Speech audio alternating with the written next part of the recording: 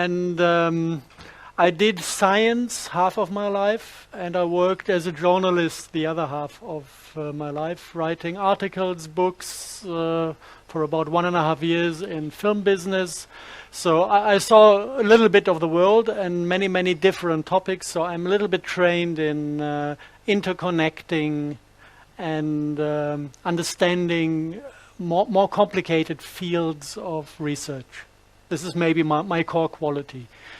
And I started to deal with environmental monitoring when I was in Norway. Actually, I was working in Norway in the field of electrosensitivity for a company supplying measuring material like this one and shielding materials and giving courses for the people who understand what is happening if somebody becomes electrosensitive. And when I was there, I kind of was asked to look at chemical analysis of dying plants and the rainwater that caused the plant death and soil samples, because the farmers realized they're losing parts of their harvest that year. It was 2012, but they didn't know why. So they went to the labs, and then they had the lab results and they couldn't read it. They saw values, but they didn't even know what should have been on these papers. So they addressed me as a little bit crazy scientist from Germany and asked for help. And since then, I'm working on this chemtrail topic. And I think we looked through it now. It took quite a while to understand the different, let's say, the different agendas behind it, because it is not a single agenda. It's not a single group that has interests and is doing something to get what they want. It is a kind of onion-like structure of different groups who have different interests, and the longer you research on the topic, the more layers you discover. So what I'm trying to do today is kind of to dive through this onion-like structure and to try to give you a picture of those different agendas behind chemtrailing. There are two things I'm not going to do, and where I really would ask everybody who is discussing the topic, don't stare into the sky and try to figure out whether the thing you see is a chemtrail or contrail. It leads to nothing. It's a fruitless discussion, and we cannot solve this from down here. You cannot grab the stuff up there, you cannot make a chemical analysis. Just staring at it is hopeless. And the other thing that took me about 1 year, one lost year, is to deal with chemical analysis. This has one reason. If you make chemical analysis, you take a substance and dilute it in acids, and then whatever is dissolved by the acid can be analyzed, and what you get is metal values. You don't have a clue, if you did that, about the chemistry you analyzed or the crystal structure you analyzed, because everything that is dissolved, is gone, and all you have is the metal. This is one problem. You don't really see what you have. And the other problem is that not everything is soluble in acids. And actually the entire core technologies that we could discover later, if you check them in the lab, they are all completely resistant to acids. So there's no chance to get the real McCoy by chemical analysis. So those are two things I'm going to completely skip, also out of time reasons. I want to enter the entire picture from a different angle for today. And this is if we have somebody who is doing things in secret. It's not published in the newspapers, he will not talk about it in public. Then you have the other side of the game, that somebody is trying to figure out what is happening. And then there comes this ugly word, conspiracy theory, and one feels isolated. Could you stand closer to the podium, because it's better lit that way. Here, okay. Thank you. No, I dropped it. Sorry. If you're confronted with this thing that you might be a conspiracy theorist, then this is something emotional. Nobody wants to stand outside society. Nobody wants to be the weird guy. So this is basically an ugly argument that is used to make people shut up. So this can be fought with a few very, very not rational, just clever moves. We want to talk about chemtrails. So the first question that comes up to my mind is, where does this word come from? And this is a question that is beyond theory, because you can find out where the word comes from. And it comes from soldiers of the US Army, mostly US Air Force, who brought this word into the English language because they were sitting at the US Air Force Academy, attending classes of the chemical faculty, and one of the classes is the chemtrail class. This is kind of, when you study at this university, the class where you learn how to make chemtrails. Yeah. This doesn't touch the question, do chemtrails exist up in the sky or not? The only thing we can answer by looking at this chemtrail class is we can see this is a military technology. We don't know if it is applied or not, but we can study the technology because it's taught at the university. And this manuscript is a little bit hard to read. It's like 260 pages, roundabout that. And basically it's examination questionnaires. So there's not a single answer in it, but there are thousands of questions. And when you take this manuscript and answer all the questions from these examinations, then you gather the knowledge. And from this knowledge, like with a jigsaw puzzle, you can back engineer what chemtrailing is. And basically the topics they are dealing with is aluminum coating of plastic surfaces is a big issue. And the synthesis of nylon fibers especially. This is one part of this chemtrail class. And if you want to know what this is good for, there's one military application called spoofer sprays. These are aluminum-coated nylon fibers, and they use it to hide planes from radar detection. This is not a big secret. It is officially admitted by state authorities that at certain NATO maneuvers in the sky, they use these spoofer sprays to train to hide airplanes. So this is one part that is described in this manuscript. The other half is a little bit more difficult to read and to analyze.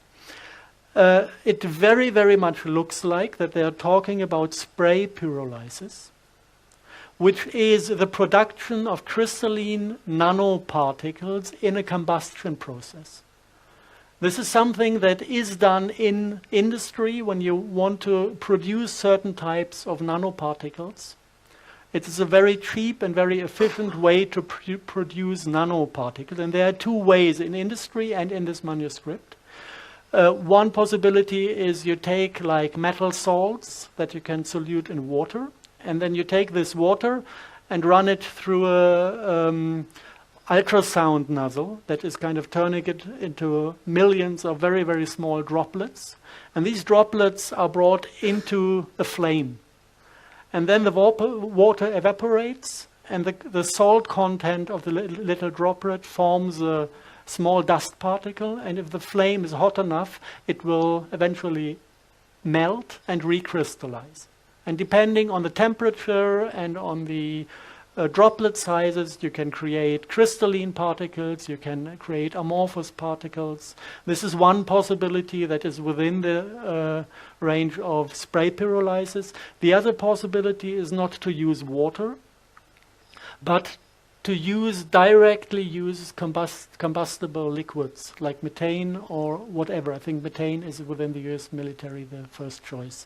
And then you don't even need a secondary ultrasound nozzle. You can use the ultrasound nozzles that create the vapor that is burned within a jet engine. So this is basically the chemical and technical knowledge that is taught in the chemtrail class. So we get a first idea what this technology is about. We still don't know if it is used regularly, if it is used sometimes, if this is something that is meant for wartime and in peacetime, nobody even touches these technologies. We just learned something about the technology. Now, when you see how successful this way of looking at things is, you know, we answered many questions where other people were searching, talking, discussing years and years and came to no fruitful conclusions. There's something that is very, very intelligent. If you have somebody that might have plans he doesn't want you to know, it is a very good thing to go to the places where these people are alone among each other and talk about what they do. Yeah? Then you can listen and understand what they plan. Actually, there's no other way to find out what's happening. So I started to get interested in internal papers of certain agencies. And there was one stupid mistake done by some network specialists in NASA. They published an internal paper, I think it's like 12, 15 years ago, that was classified, and it appeared for 2 days in the public domain of the main NASA website. And some people just by incident found it and copied the paper. And since then, actually this is public domain. It's brought out every now and then. It's discussed by people every now and then. It's not like a text that is giving a full description of what they are doing. Basically, it's just a PowerPoint that is displaying certain core terminologies. This is the paper in the original form, and the title is a little bit funny. It's Future Strategic Issues for Future Warfare. And they project this on the year 2025, as if they talk about future technologies. And then you have a very big, very small subtitle, The Future is Now. Now I'm a bit confused. Is it now, or is it in 15, 20 years that this is going to be brought out? If you go into the entire thing, you find a number of irritating statements. This is kind of the second page, the little one on top. Bots, Borgs, and humans. Welcome to the future. Bots is short term for nanobots, nanorobots. Borgs is a term coming from Star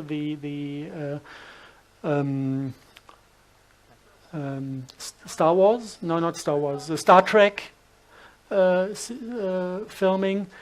It's the species that is assimilating other species by turning them into half computer, half being. And humans, I guess they mean themselves, the one who are not affected by those games and rule the entire thing afterwards. And they just name a number of technologies that are going to be used in future wars. And they explicitly say the war of the future is not in between countries. They expect to have a world government. So the war happening on this planet is between the government and the normal people. And this completely different type of war will need completely different weapons. And then they list all those weapons. And there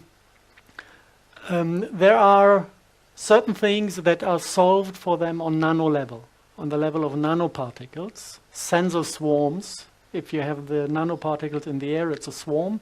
And it has smart dust. This is something we will find later in the details we found in the environment. Nanotags, things that are placed within the human body to give them opportunity to track you down every single second and read out what you think and what you feel. And something that is not explained in this paper, they call it co-opted insects, whatever this is. I just want to point out at this moment that this is in their paper, because we're going to find things that are going very much to remind us of these words. Other things in this paper that are worth mentioning, weapons that are apparently legal. Yeah, they are talking about weapons that are hidden somewhere in the civil domain.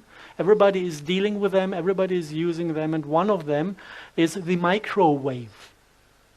Microwave is used for mobile phones, it's used for smart meters, it's used for wireless LAN connections, and we're surrounded by microwaves, and they enter our body, and we think this is just a side effect of technical applications. But NASA classifies microwaves as a non-lethal weapon that is apparently legal. And they also name the effect of those weapons. It's behavioral performance decrements, seizures, gross alteration in brain function, 30 to 100% increase in brain flow, in blood flow in the brain, and also lethal effects that come over the time. So this is weapons brought out on mankind that NASA is openly talking about, just projecting it in the paper to the future. And we are falling for this. We think it's something clever to have a mobile on your head half of the day. What they also have, and this is something that refers to Kara's work, is explosive microdust that can be intelligently moved through the air to certain areas. You can up-concentrate it and form an explosive lens. And it can also go intentionally into human beings to kill them from inside. They say that it's clever enough, the system, to go into underground facilities with the explosive dust to access people who are hiding down there. So this is basically this NASA document that is giving kind of abstract picture what could be airborne in the future, or maybe, because the future is now, could be airborne already today.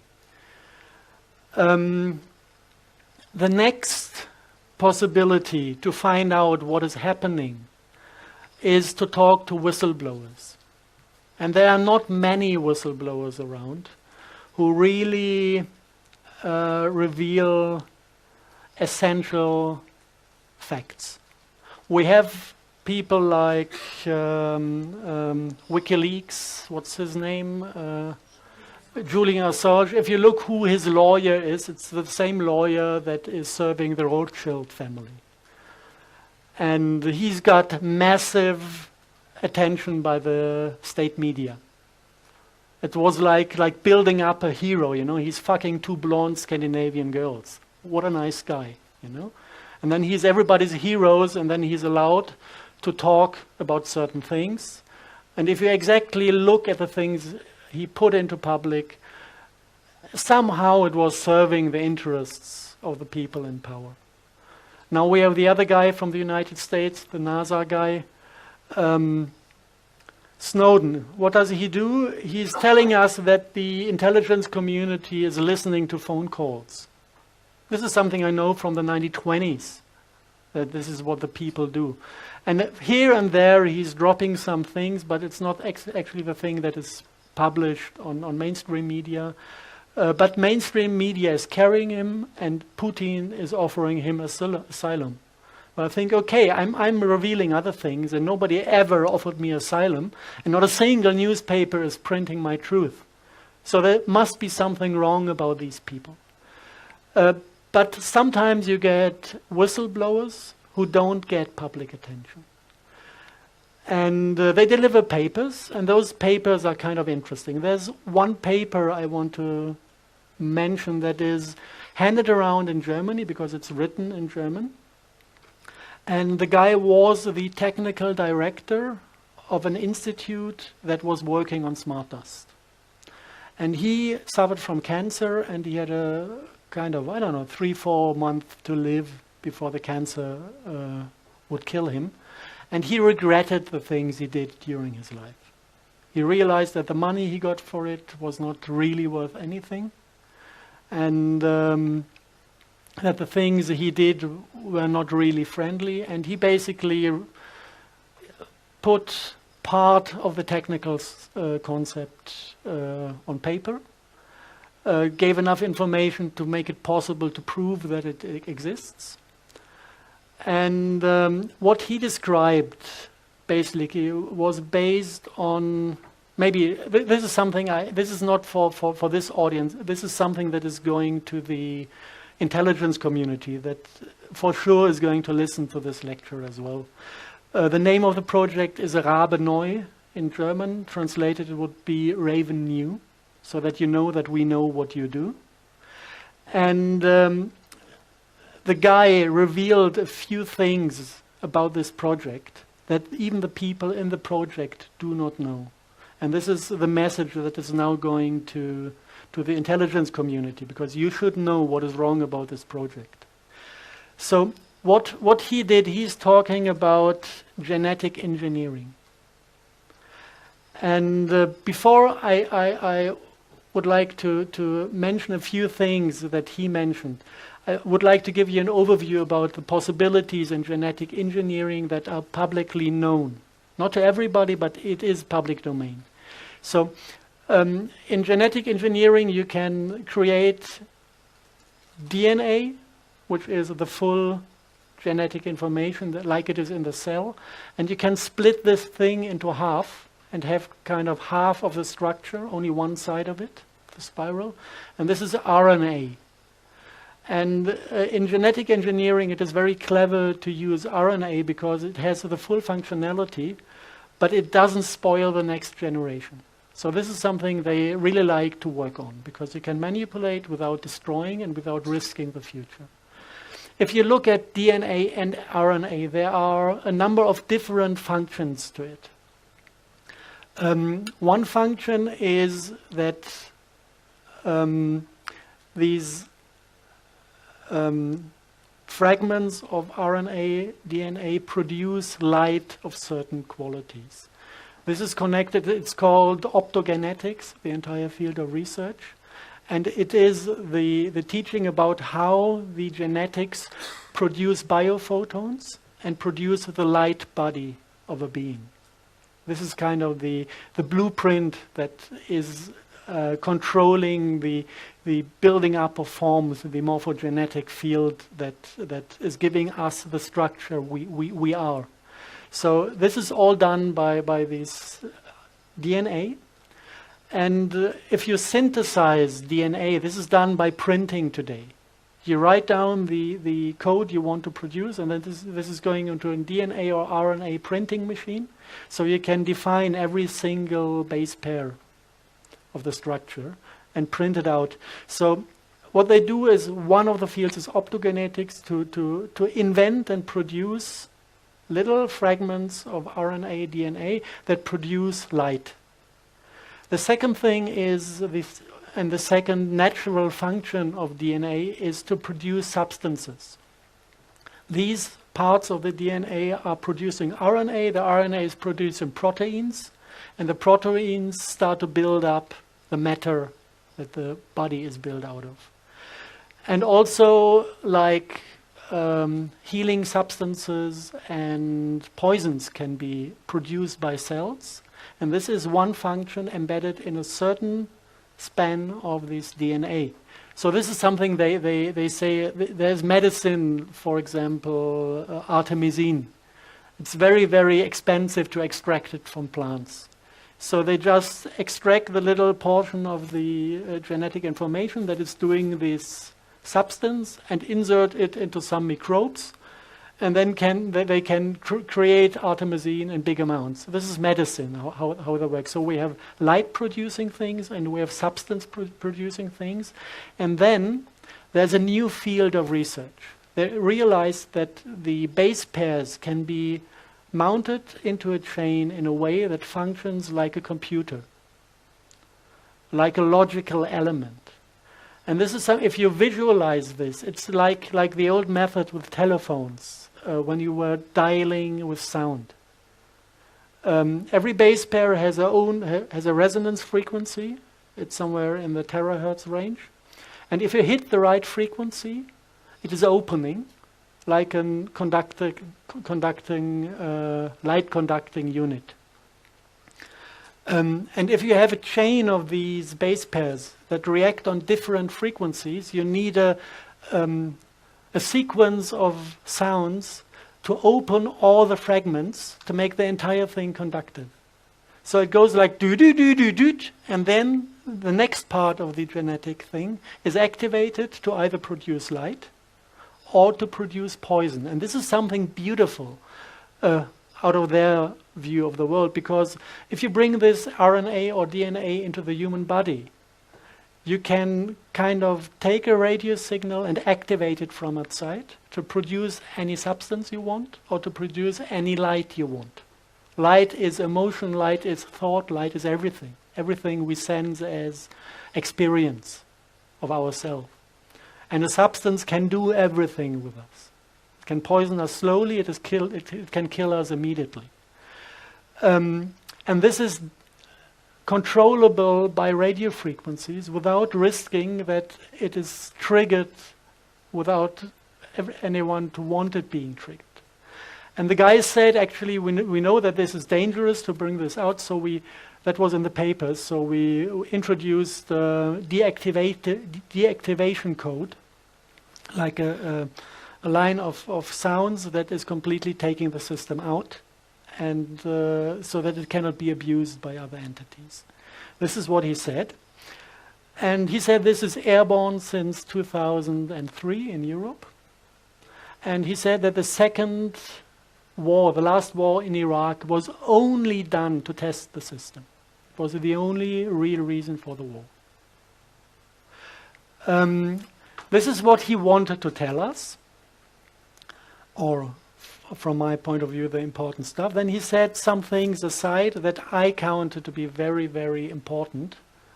I don't think he did. He said they spent half a year and $10 billion to optimize the cluster topology.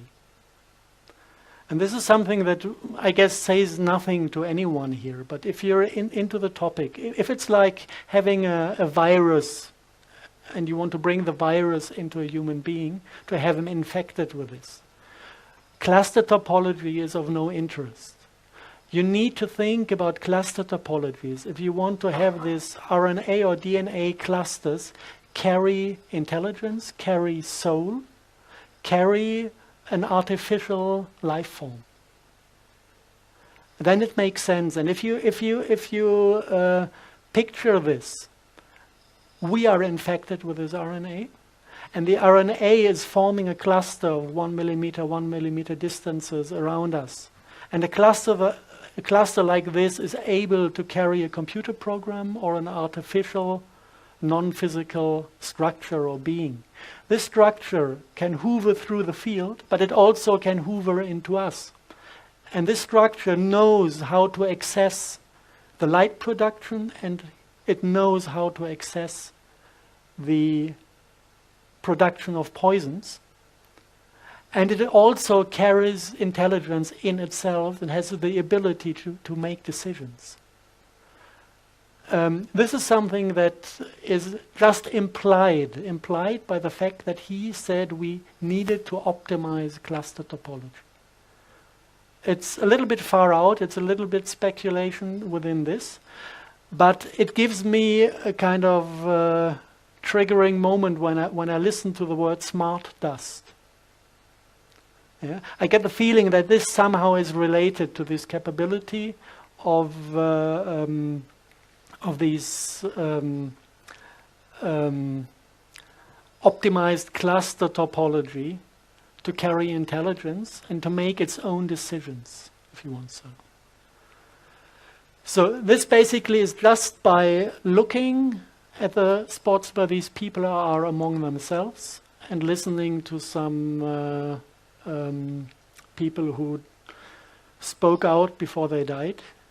And the thing now I want to mention, this is the address to the intelligence community. I'm a hardcore scientist, but I really appreciate the possibilities that lie in the spiritual world. And I had so many open questions to this whistleblower that I decided to attend a lady that can talk to people who are dead. And I didn't inform her at all about the topic or about the questions I had. I just asked her, can you see if the soul is willing to appear in a session? And he immediately was there, and he immediately started to talk to her. She didn't even know about the topic. She didn't know my questions. I just told her I would like to have that guy in front of me. And he immediately started to talk through her, and he said, this is alien technology. It is not human technology. And we have been fooled. There is no deactivation code. It doesn't exist. It's just a big scam that they kind of offered to us to let us think that we could control the system. But this is alien technology, and it is not controllable anymore through us. And this is the thing I would like the intelligence community to know. That they're sitting on a big scam, and they are not controlling the system. They believe they do, but they are not. Okay. This to the whistleblowing. And now we come to the things that we really, really, really can see in the lab. And if you go one step back to the chemical analysis, the elements you find. On one hand, you have this type of fingerprint. You find barium, strontium, titanium, and aluminum. Wherever plants die, these are the metals that can be found in, let's say, a slight overdose, more than nature should have in it. If you now check toxicology, it's not even close to the amount of heavy metals nature can take without suffering.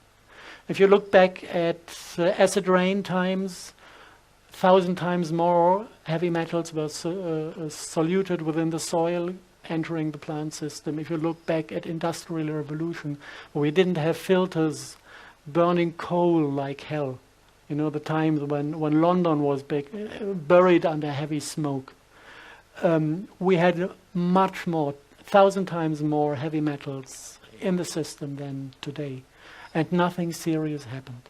So at that point, we had to start looking at optical analysis, microscope analysis of particles that we found in the rain, which is difficult because you need to take thousands of photos and samples to be lucky to have one sample that is giving you a pure fraction of one component. If you have the entire mixture, you see nothing. And so the things I'm going to show now basically are based on the work of a guy in Germany who spent 3 years, 4 years, 5 years, 6 hours a day in front of a microscope to find out what is in the rain. And one component is a piezoelectric nanocrystal. This is kind of a pure sample of the thing. You can see it has some kind of magnetism that makes the little particles join each other like magnets, which is one aspect of this piezoelectric properties. And the most amazing thing, if you look it up, piezoelectric properties could be expected with barium, strontium, titanate, which is kind of the fingerprint, barium, titanium, strontium that we are looking for. There's no aluminum in it, but 3 of the elements are contained in this piezoelectric crystal, and we can see that this is a extreme interesting crystal because this is now a raindrop dried on a piece of glass, put under the microscope, and when you remove the top layer and then come with your finger close to the drop or just breathe on top of it, you will see certain effects appearing, and I'm going to show this to you.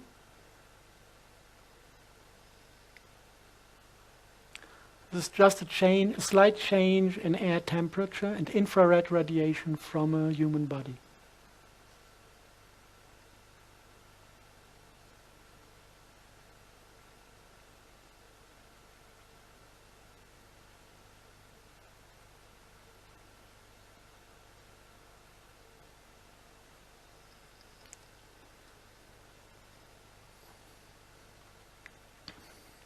So we have highly transparent nanoparticles. They have a refraction that is 4 times higher than the one of diamonds.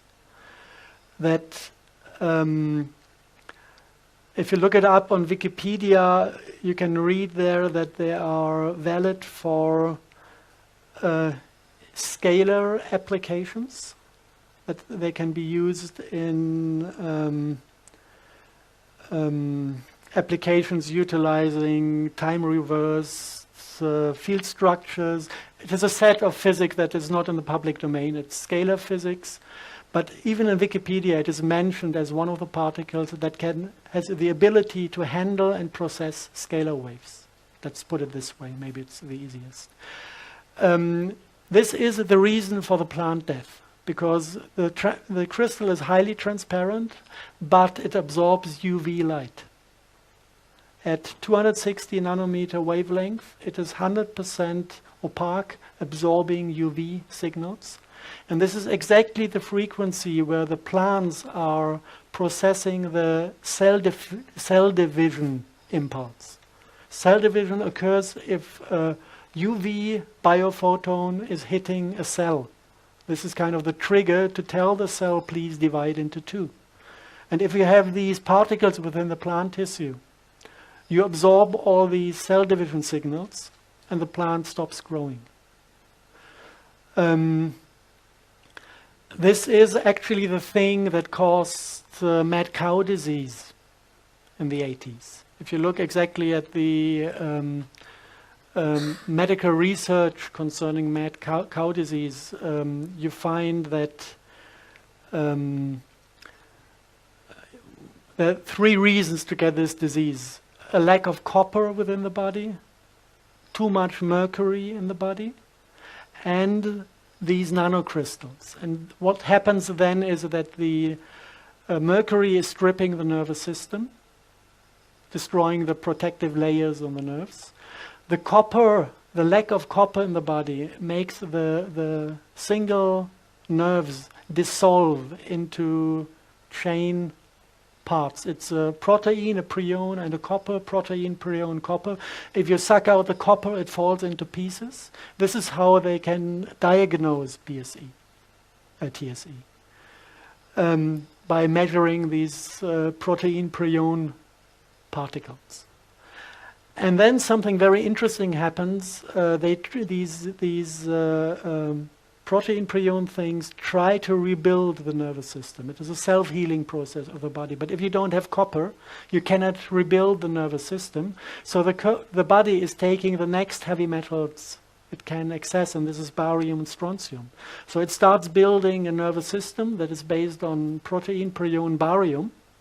And this is kind of an antenna for electromagnetic fields. So you are rebuilding a nervous system that is sensitive on electromagnetic fields. And not only that the nerve itself becomes sensitive, also the barium-strontium titanate nanocrystals, they display barium and strontium on their surface from the crystalline structure, and the new built nerves kind of grow onto the crystal. So what you get is a new connecting point for the nervous system that is piezoelectric. And whenever this is receiving a signal, it's firing electrons. So you have a direct access to the nervous system of the human being. This is one nanobot that you can find in the literature.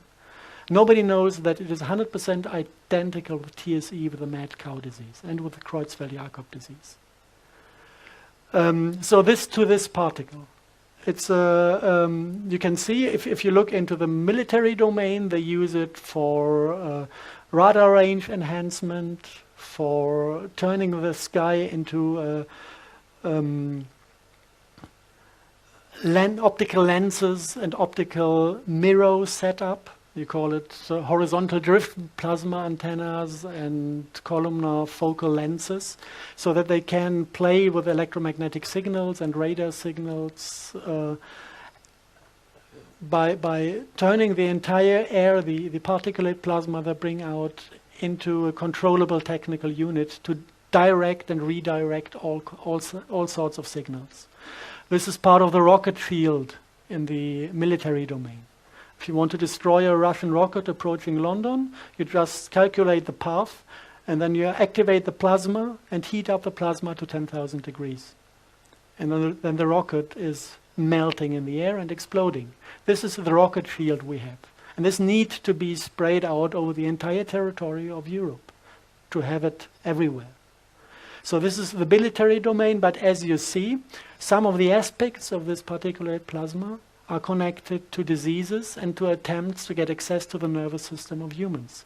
So this is the second agenda that appears on the monitor, which is not about military technology, but already about controlling the civil population of countries by accessing their nervous system to introduce signals.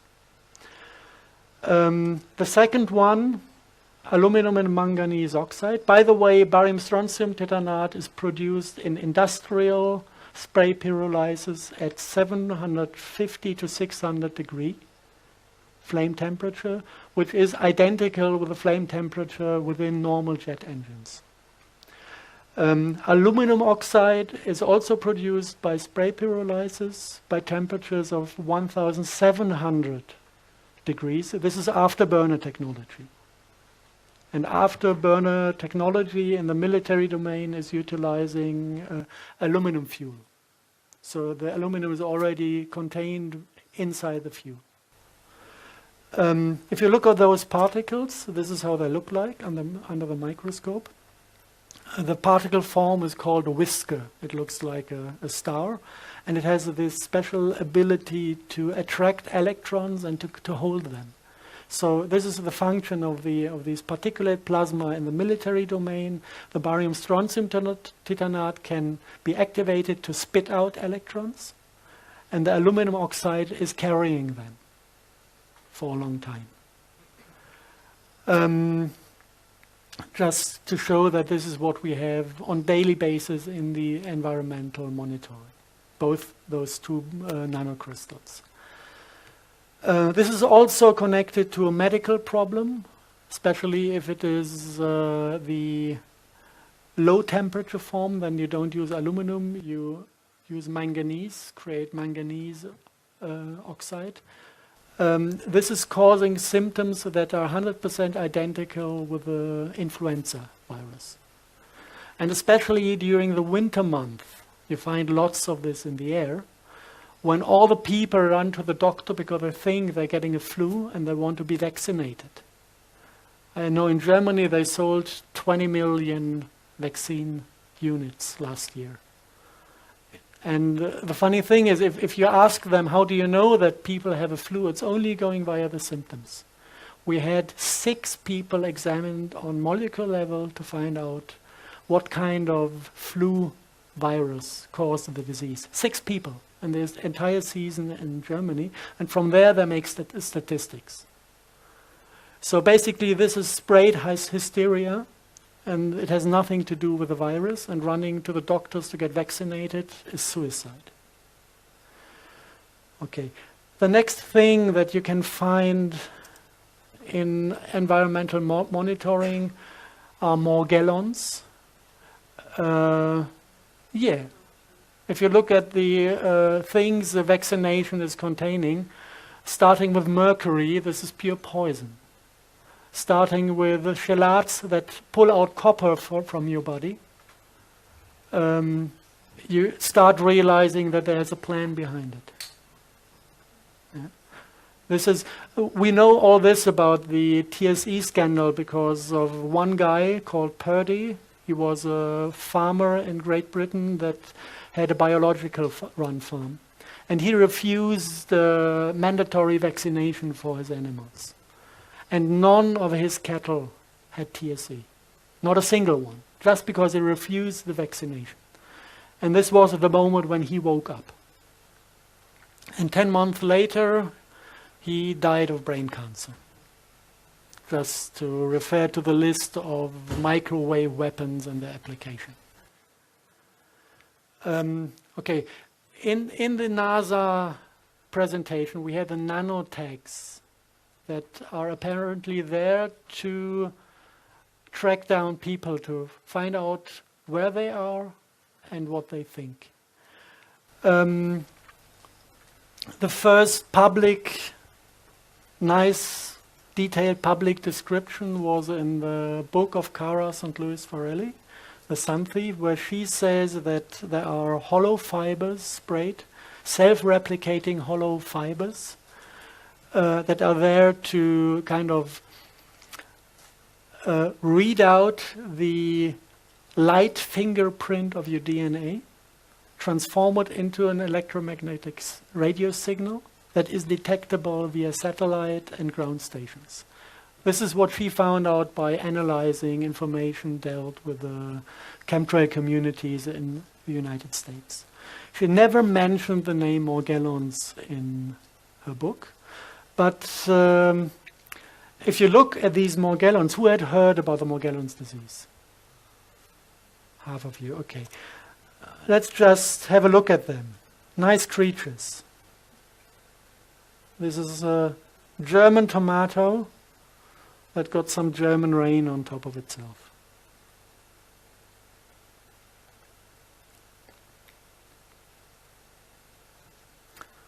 Is that real time? This is real time, yes. Now watch the Morgellon, what he does. He loves us. He's getting excited and he's trying to get close. I don't know exactly what they react on, maybe on infrared radiation.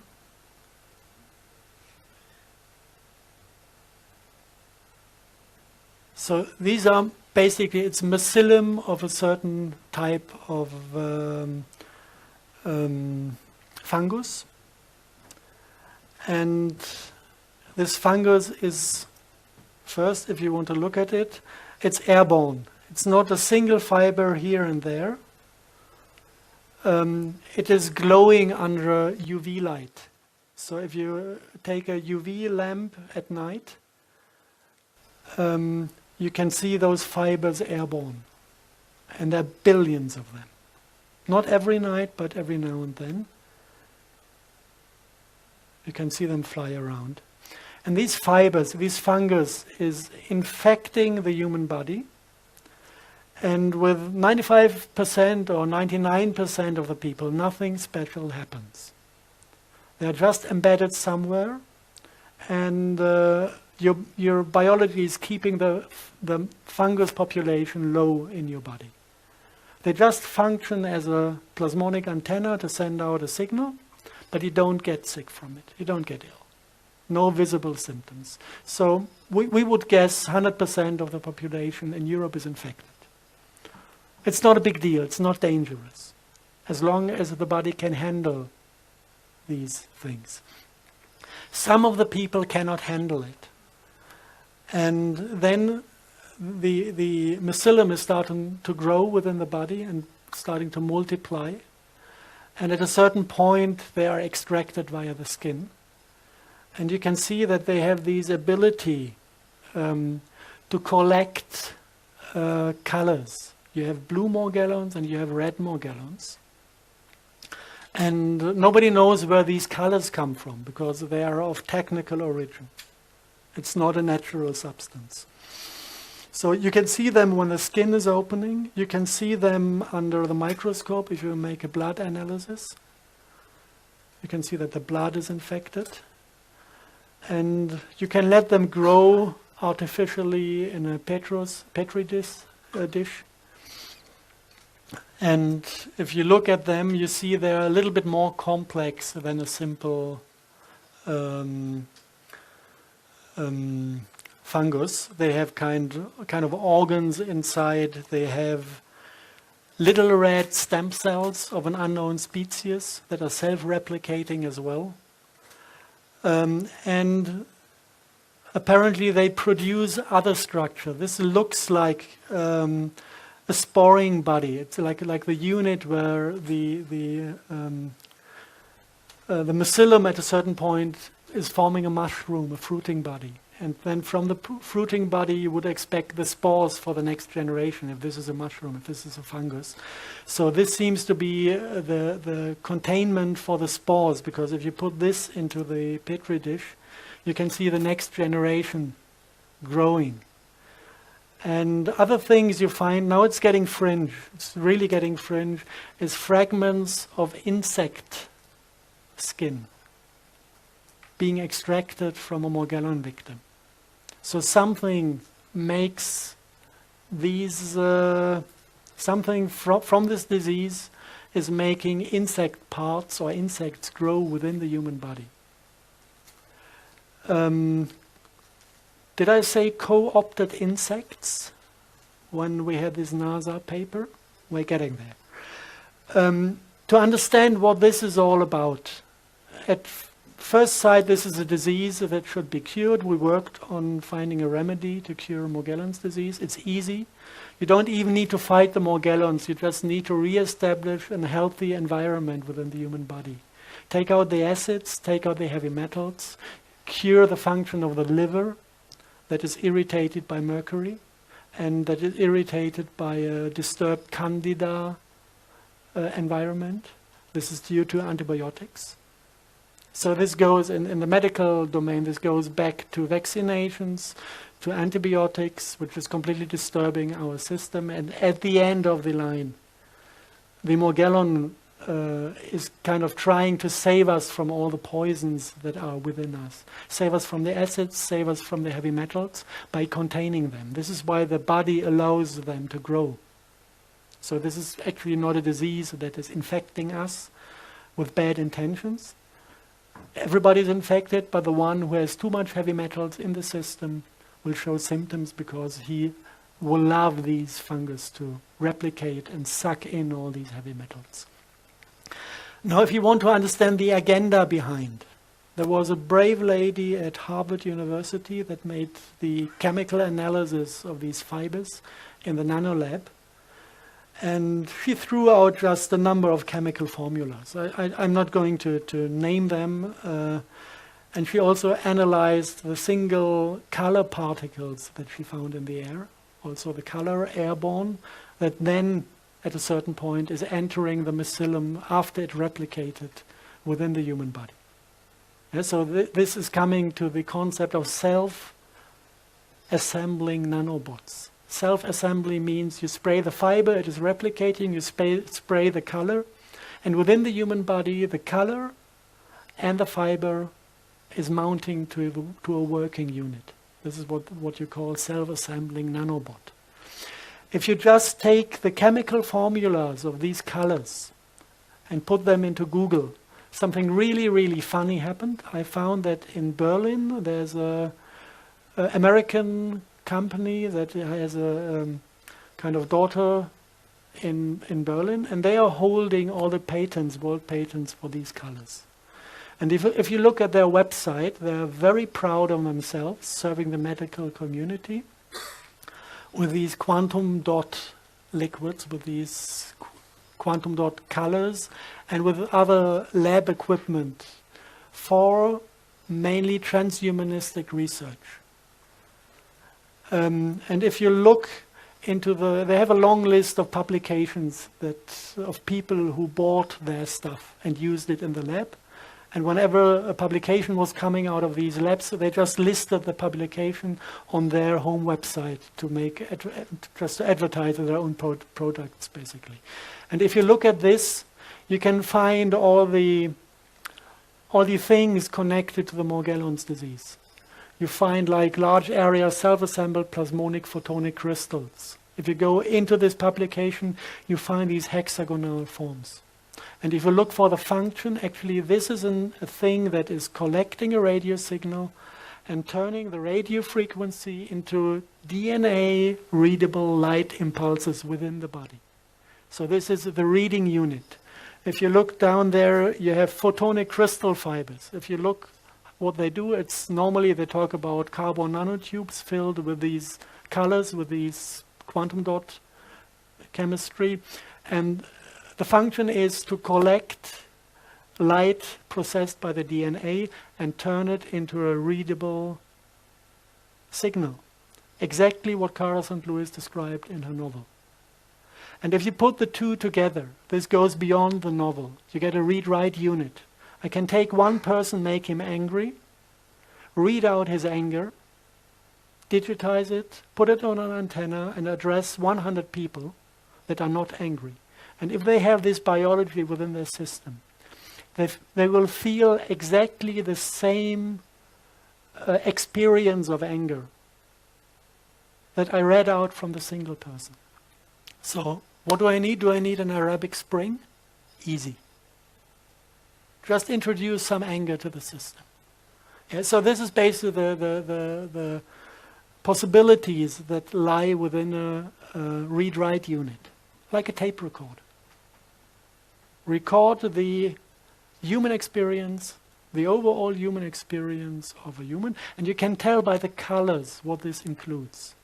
Blue is the light that we process for thinking, and red is the light we process for sexuality. So they control our egos, they control our minds, and they control our sexuality. And if anyone has doubts if this is really online, the system, there's another Morgellon victim in the United States. She just calls herself Jan. And she had one of these hexagonal photonic plasmonic crystals coming out of her skin here. And she put it under the microscope and caught it while working. So this was the first view on the particulate. It's not perfectly shaped in the hexagonal form, but you can see at least the angles at certain points. And this thing is controlled by microwave.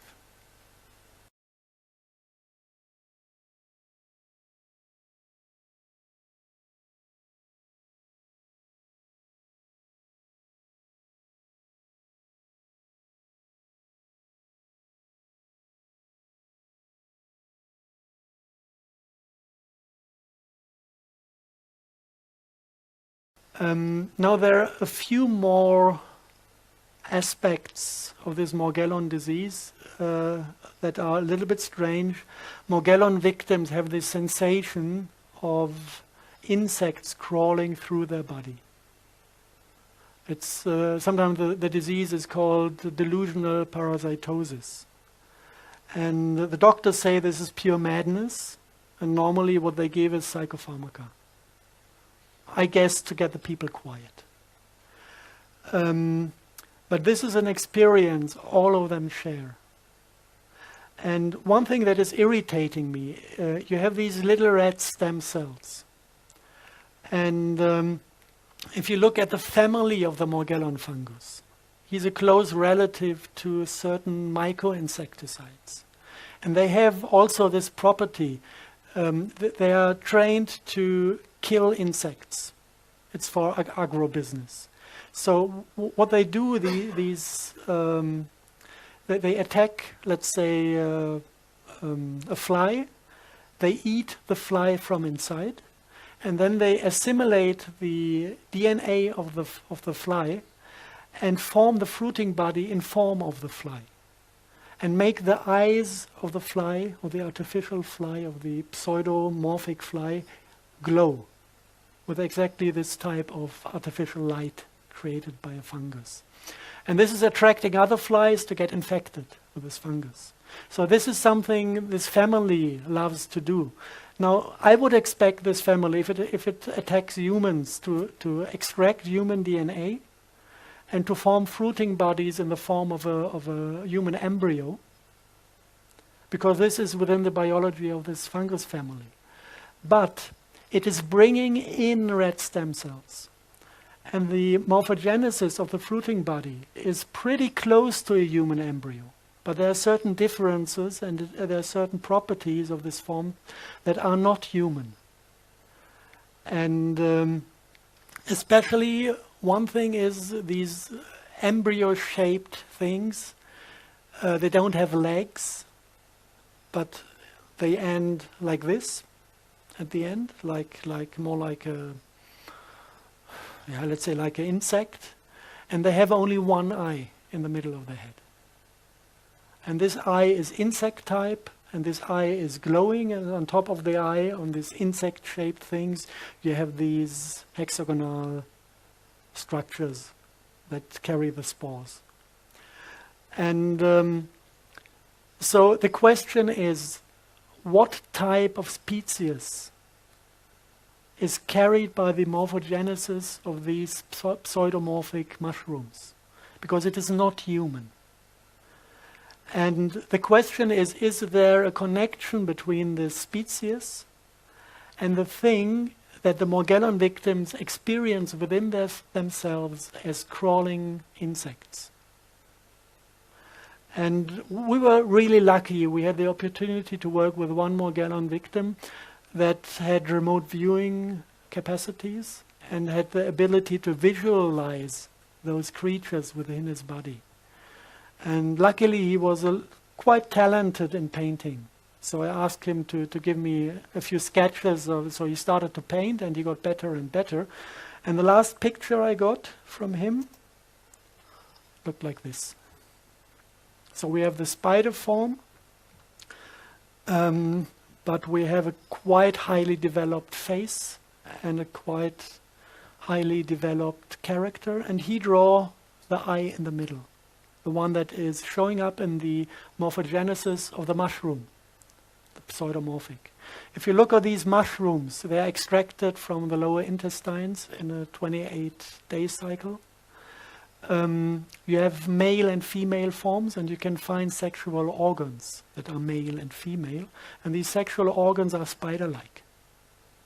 I think it's called bulbous, the kind of a bag containing the sperm of the spider. This is what you find within these mushrooms, but it doesn't look like mushroom from the cell structure. It looks like the step to the next generation is not fungus anymore. It's going in steps to a real spider generation. The second thing these spiders do when the fruiting bodies are extracted through the lower intestines, some of the patients have the feeling of having energy extracted from the forehead, pulsed streams of energy flowing into the lower intestines, and it feels like whatever is born down there is stealing light, is stealing energy from the human system to accumulate as much as possible of it. And this all mounts up from my background. I've been dealing with physics a lot, and I'm familiar with higher dimensional physics. I'm familiar with the theory of Matte-Pitcairn and multi-layered space-time sheets. And for me, it's quite easy to think in higher dimensional rooms.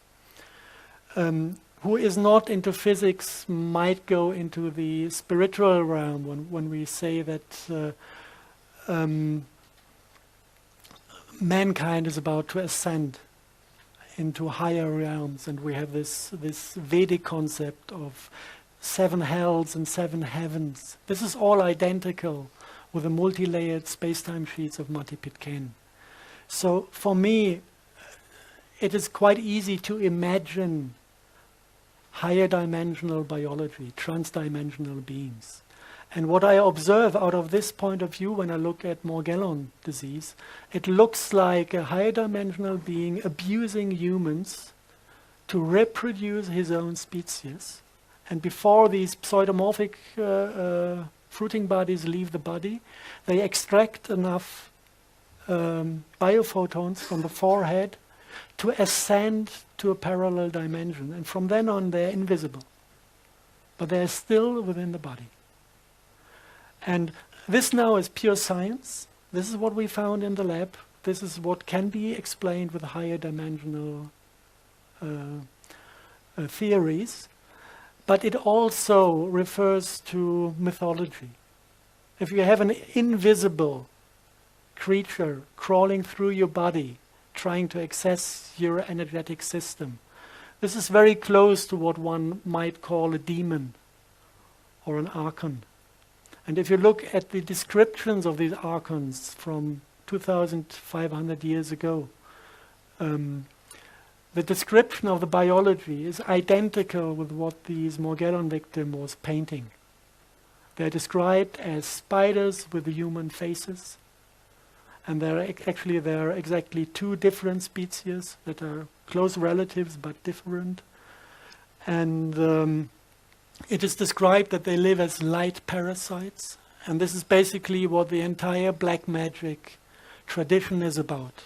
Being a black magician means to communicate with those archons and offering them access to your physical light system, feeding them with the biophotons, feeding them with the life force, and in exchange they offer power.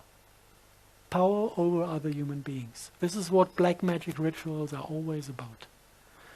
So we're starting to get a picture here. And if you look at the political entities who might be responsible to introduce Morgellons into the air, look into the United States. We have the Bush family in power. Even if it's not called Bush, there's Bush inside. And they're all members of Skull and Bones. Sounds pretty black magic. If you look how these people are interconnected, the next topic is going to be black goo. And there's one big black goo deposit in Paraguay. And there's one village next to this black goo deposit. And the Bush family has her big Vella escape territories. When they are chucked out of the United States, they're going to be down there, living in this little village in Paraguay.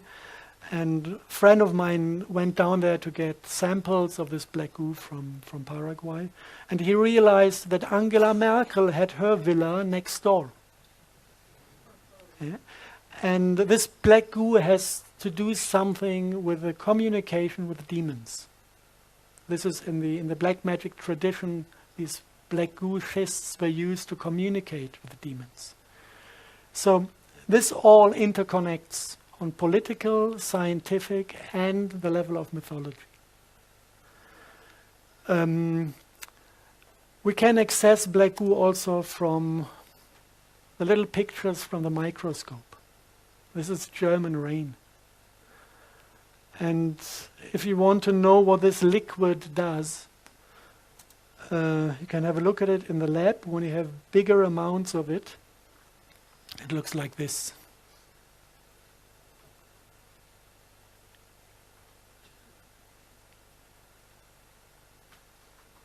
It's a liquid crystal. This liquid is self-organizing physically. And this, at the moment, is sleeping. It's not aware of being observed, it's quiet. Sometimes when it doesn't like to be observed, it might jump out of the pot straight into your face. If you have two of those in one room, get them 5 meters close to each other, they stare at each other, then they decide that they want to be united. And then they start to pull. It's like magnetism, but it's intelligent. And when they realize that you hold them within the vessel and they cannot escape, they get angry and start to shake the vessel and try to break through the wall. Because they know once they are through, they can flow over the ground and unite to a bigger unit. This is something you can just observe in the lab. And especially this liquid was extracted from those black stones.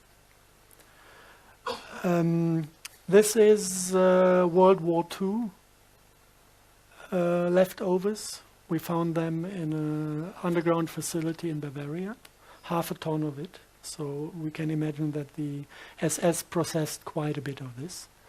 And I guess that the guys found also the technology to extract the oil from it. Must have been there in written form because they did it in the lab successfully.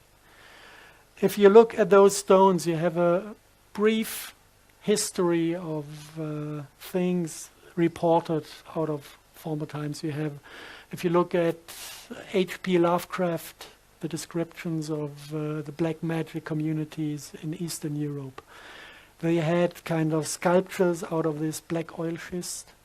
And once a year they went there slaughtering little babies to get the demons out of the stone, sacrificing little children to communicate and get the service from the demons. This is one thing mentioned. If you go back in history, you find them in the Kaaba in Mecca. The same form of phallus-shaped structure that is described in Vedic script as Shiva's lingam, that is described in this Lovecraft script. A fragment of it is part of a central part of the Kaaba in Mecca, and every Muslim in the world is asked to go there once in his life and to kiss this stone. If you go back, you find them on Turkish and Roman, Greek and Turkish coins. You see them left and right of the tree of life in the paradise garden. So getting in contact with this black goo is what caused the deterioration of paradise. And it is not easy to understand the overall concept, because when you start to deal with black goo, the first thing you need to discover before anything makes sense is that there are two different qualities. We have liquid black goo. It is basically, it has been found on a southern Falkland Island, Tula Island, and this is what the war with Argentina was about, accessing this black goo. We have this type of earth black goo in the Gulf of Mexico. This was what the Deepwater Horizon catastrophe was all about. Somebody was shooting a torpedo at the facility, destroying the attempt to get the black goo out of Mother Earth. And we had, I think, eight military submarines getting close to World War III, trying to capture some of that oil after Deepwater Horizon was destroyed. And no single civilian was allowed to go to the beaches to remove the oil. It was just military personnel with special equipment and fully shielded against the influence of this substance. So this is one quality that comes from Mother Earth. And then you have a second quality that is found in connection with meteorite sites. If you look at the thing in Paraguay, you can exactly see by the form the stones are broken in the environment that was an impact of a meteorite. If you look into the Arabic mythology, they say the thing in the Kaaba in Mecca is a fragment of a meteorite. And this is now not against Muslims. If you look into the Peter's Dome in Rome, you have a big piece of this stone under the Peter's Dome. And if you analyze all the churches built in Middle Ages in Europe, every altar has a black altar stone. And what you feel when you enter a church is not the love of God. It is more like a cold fear. Yeah? This is the resonance transmitted by the structure of the church, fed by this black stone in the central point. Now, what we need to realize is that there are two qualities. One quality is coming from inner earth, and one quality is coming from outer space. And they feel completely different. The Falkland black goo is called sentient oil because it has full empathy. If you're getting close to this oil, you're coming in a state of mind that is full of love and empathy. If you come into the vicinity of the meteorite black goo, your heart chakra dwindles to nothing, and you become an empathy-free asshole. After my first contact with the stones, I was this close from killing the hotel director, because she complained that I took a shower, although I had to sleep outside. They didn't have any rooms left, so I slept in the car, was dead frozen in the morning, and took a shower in a room of a friend who had the last room that was available. And she just complained that I took a shower without asking for permission. I was really close to killing her. This is what these stones do with people as long as they're unconscious. Now we need to understand, the second thing we need to understand is what is the function of the black goo. And to understand the function, you look at the chemistry. It is a mineral oil dotted with high amounts of alchemistic gold and iridium, which is precious metals in the M state, which is, it's not really explored. Some people say it's a type of antimatter that is far enough out of our reality to avoid a collision between matter and antimatter.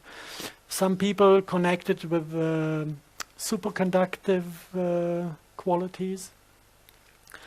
What we know is that gold and iridium in this state of matter is a very important component of biology. If you look at a DNA, you are kind of forming hollow spaces in the spiral, and you can fit these monoatomic precious metals exactly into the open space. And they kind of act as a biophoton attractor. The DNA itself is capturing the field energy, storing it and resending it out. But the gold and the iridium are attracting the photon onto the spot. So this is basically why we get old. The body is capable of producing M-state matter until we are 18 years old, and then we are losing it. And when the matter is gone, the M-state matter is gone out of our system, we disconnect from the morphic field, and we lose our shape and get old. This is why the Egyptian priests fed themselves with these M-state matter, and it's reported that they managed to get 800 years old, because this function was out of work. So basically there is a kind of fractal similarity between the function on light level of a human being and the function of the black goo within the earth or wherever it is, in a way that we are divided, we live in duality, we are single individuals that are only a little bit connected, interconnected with talk and telepathy sometimes, and with a beautiful smile one might receive, and we are kind of coming and going in generations. But the way we are processing light is actually the same as the black goo is processing light, creating this funny type of quantum magnetism. This is a light effect. So I came to let's call it a theory, because I cannot prove it, that basically life is first created within a planet when water and CO2 is forming this type of black goo oil in transmutation processes. We had this process in the lab. We can replicate it. This is why I'm pretty sure with this part, that this is initially formed out of water and carbon dioxide by vortical motions, because we can do it in the lab.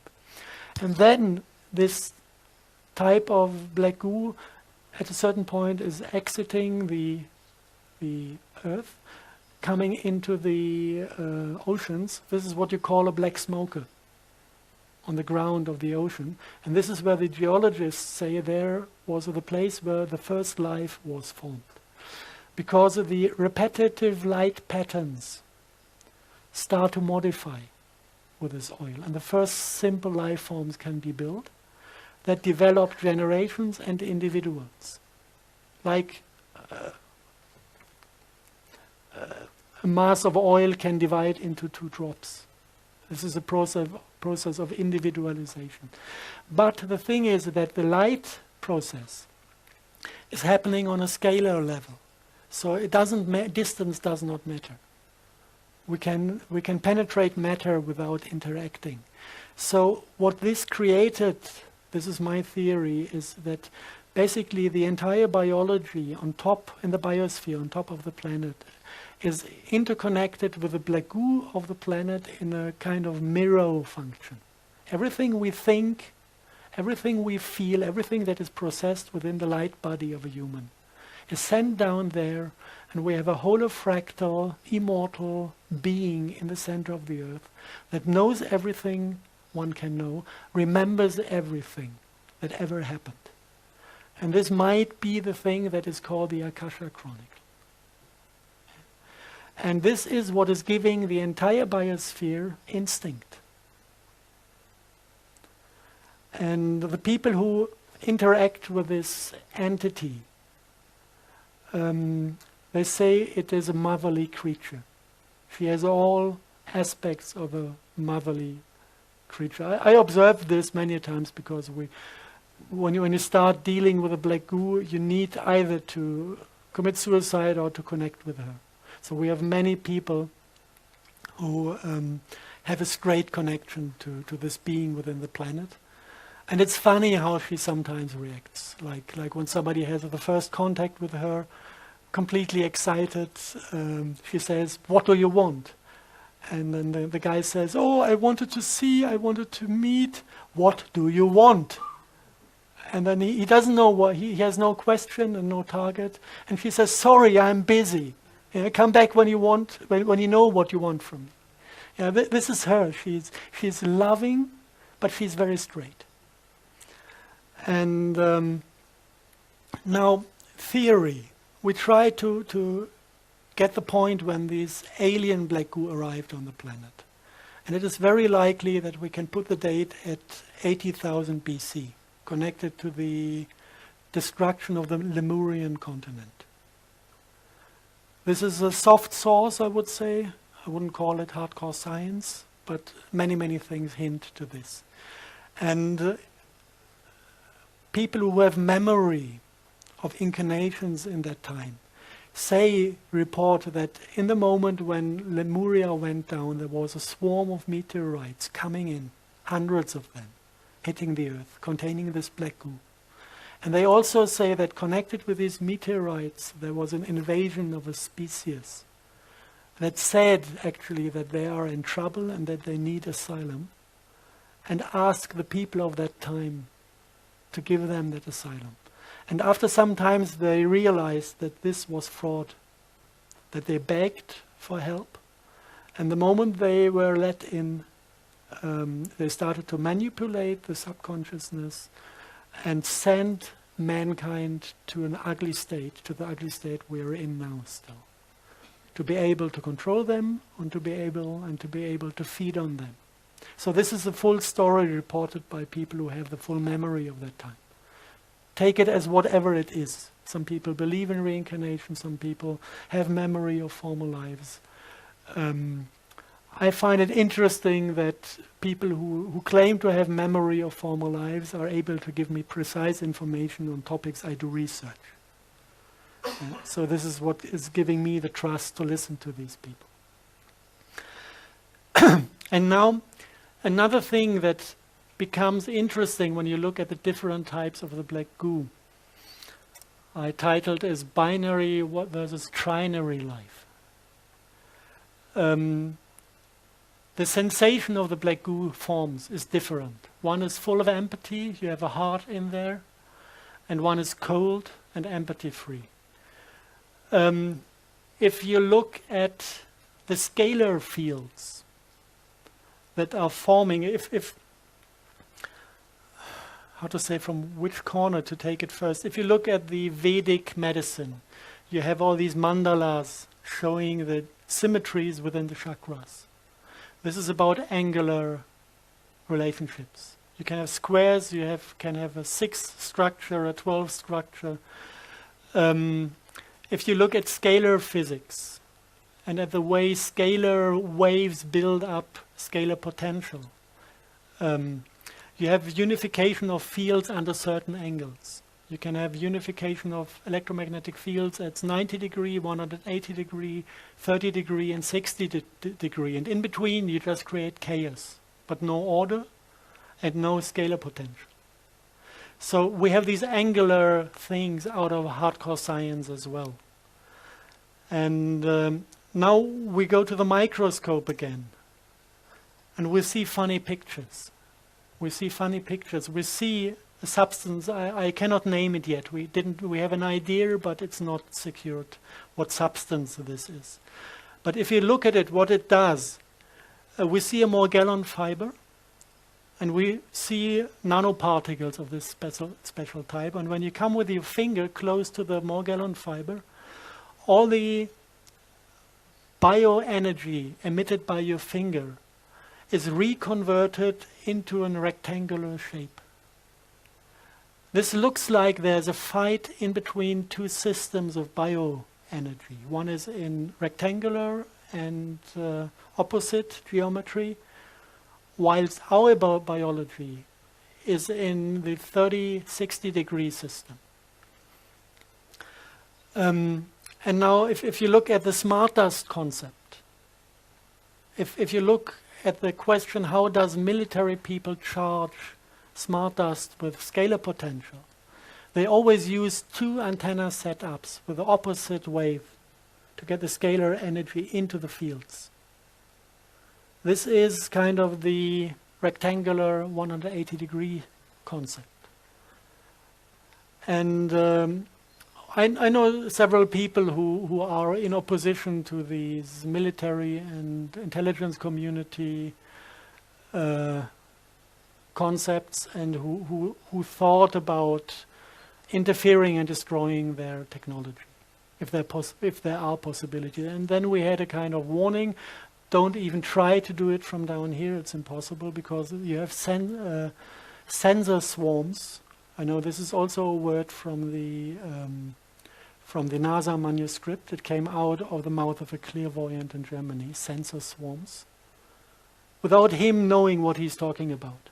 And he said these sensor swarms redirect every emotion, every single positive emotion created by a human is reconverted by these sensor swarms into rectangular field structures. And then these guys found a way to get across these sensor swarms and managed to destroy the smart dust layers within the atmosphere. And this was all, you listen to the people. This is kind of clairvoyant and some spiritual practice to get access to these fields, and you cannot see anything happening. And 2 days later, this stuff came down with the rain. So apparently they managed to destroy the sensor swarms and got access to the fields. And then I went into the meditative state of mind, and because I wanted to see if it feels different. And from that day on, if you kind of send your senses into the sky, you could feel love up there again. Because you had these field structures, these angles that are corresponding with your heart chakra. So there are many, many things kind of that point to the thing that we have a little war between 2 different concepts of biology. One connected to alien black goo and to an alien species that is without heart energy, and one that is connected to our loving planet.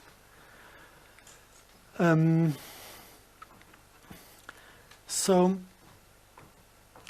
I will try now to get the big picture of this smart dust concept. Also with displaying the different agendas behind. If you want to have something working, it is cybernetics. If you want to have something working, you need a source and a sink, like with a battery. You need a plus and a minus, and then you get action.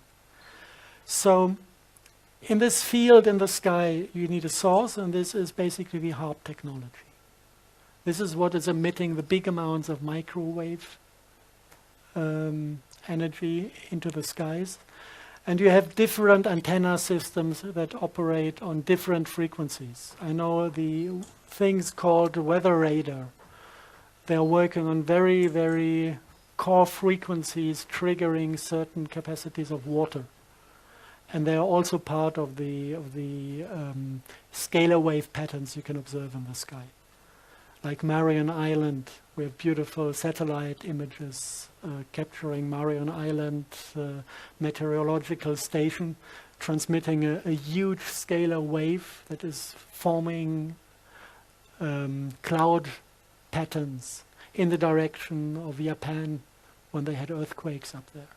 So this is not only microwave, it also is working on a kilohertz range, and it's working on ELF, low frequency range. So this entire antenna park on the planet is our source. Then we have agents in the sky that are controlled by this to directly achieve goals, like rocket shield, like weather weapon, earthquake weapon. This is the military domain. I just visualized with a small blue circle, going from HARP to the particle zoo and going back, harvesting the results of this technology. Then these military guys have been fooled or guided by the intelligence community. It's easy to see how this looks in reality. There was one admiral of the US Navy who was asked by the CIA to assist spraying, and he said no. And one day later he was found shot with 2 bullets in his chest, and they said it's suicide. I want to see a guy committing suicide with 2 bullets in his own chest. Yeah. This is a clear language. The next one that was in charge of this position said yes. Since then the US Navy is taking part in the spraying programs. So this is the second agenda behind is intelligence community. And this is a little bit more complicated. In this agenda you take the energy, and it is kind of collected by the piezoelectric crystals also within the body. You have a shifting in frequency, up converting the microwave to biodigestible light, sending this light into the DNA, reading out the information of the DNA, and then it is processed by the Morgellons and collected by the technology of the intelligence community to read out our state of mind, and by reinserting it onto the heart technology, they can also insert patterns of the same quality. So they just grab it here and start back from the beginning to control our consciousness. This is the second agenda, the second thing. The next one is we had a black goo in the rain as well. Now what does the black goo do? The black goo is processing light as well, but it is processing it in the bidirectional form. So it is controlling consciousness and subconsciousness. This is what forming our way we receive, we look at reality. So the subconsciousness is a time reversed component of a bidirectional signal. So it's doing basically the same as the intelligence community, but it's taking another step to the black goo. And the black goo is connected to quantum computers based on black goo.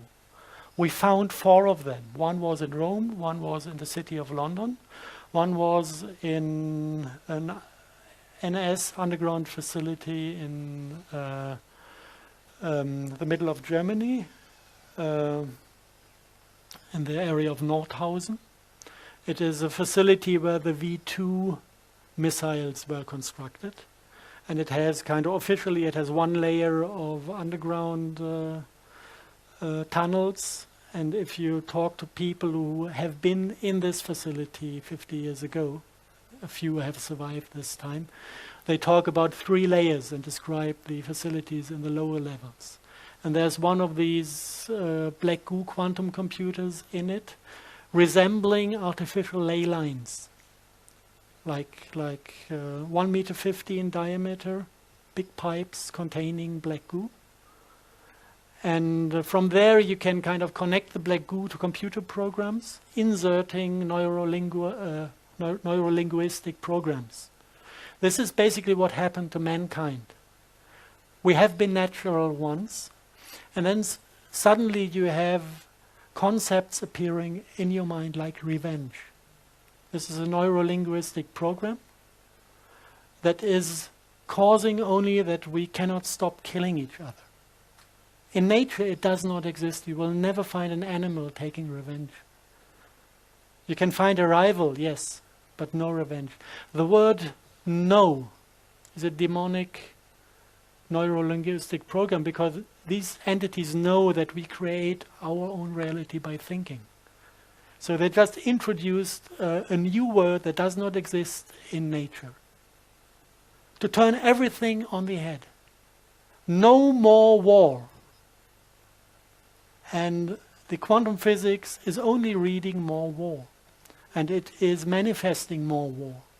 So all these neurolinguistic programs are inserted in certain computers, processing black goo. And there was one in Rome, one in Germany, one in the city of London, and one somewhere between Washington, D.C. and New York. And in the center of the entire thing, this is now the demonic agenda.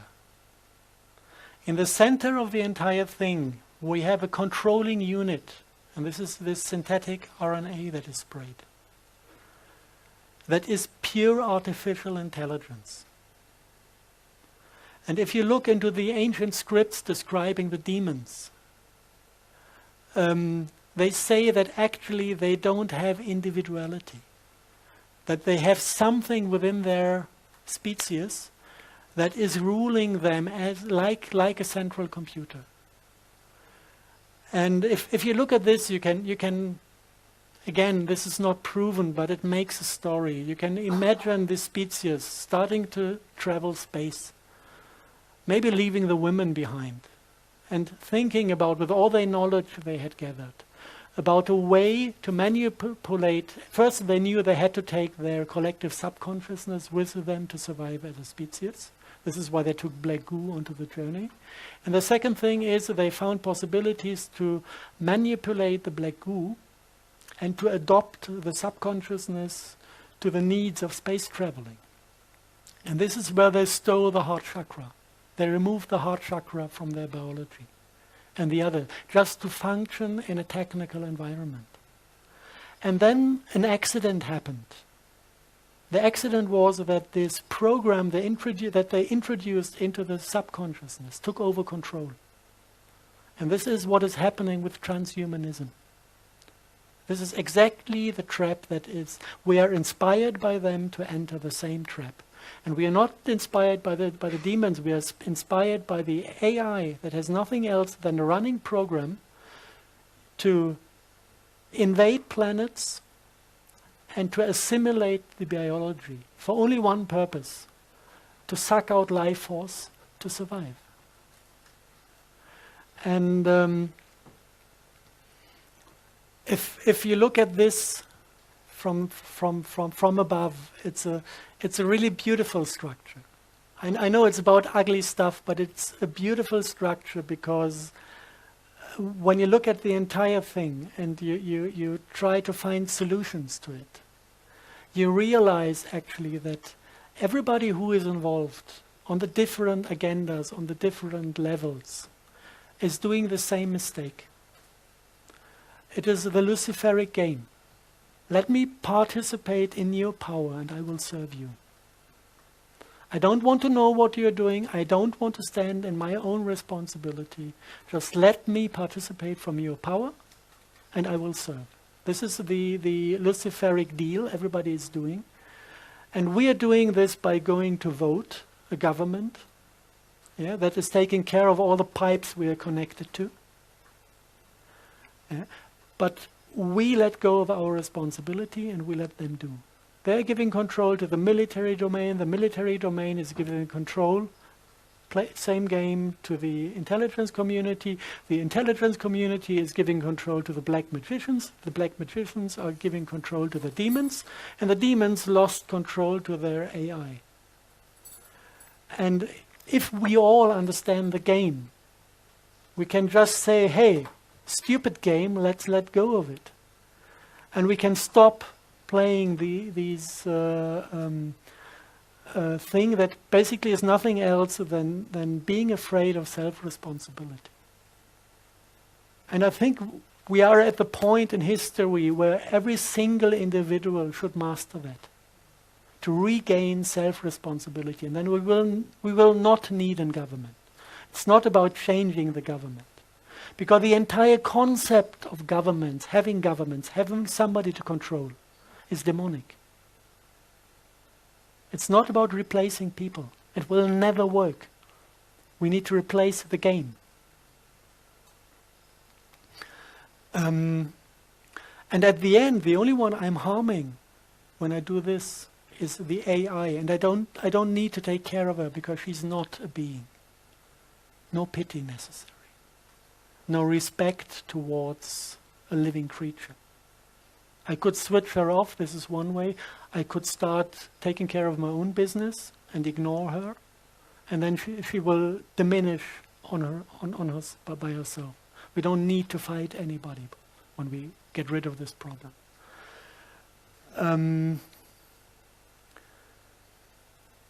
Yeah, that's basically it.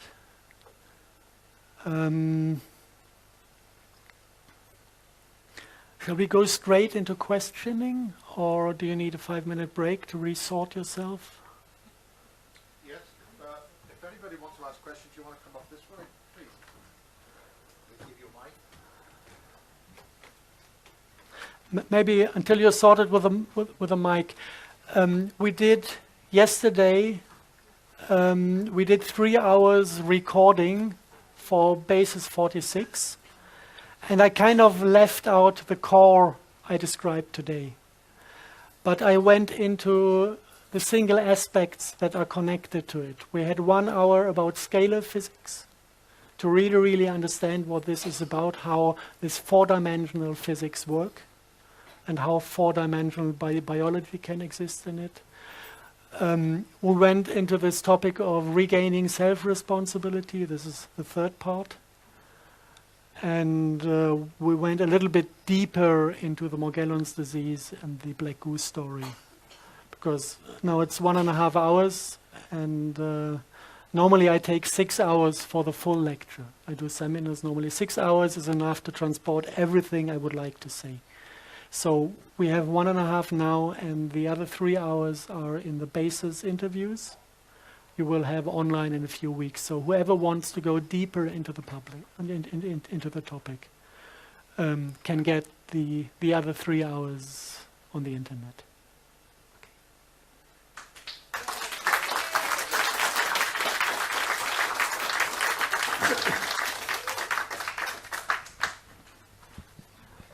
Why are they afraid of the sun? Why are the chemtrails so concentrated in front of the sun?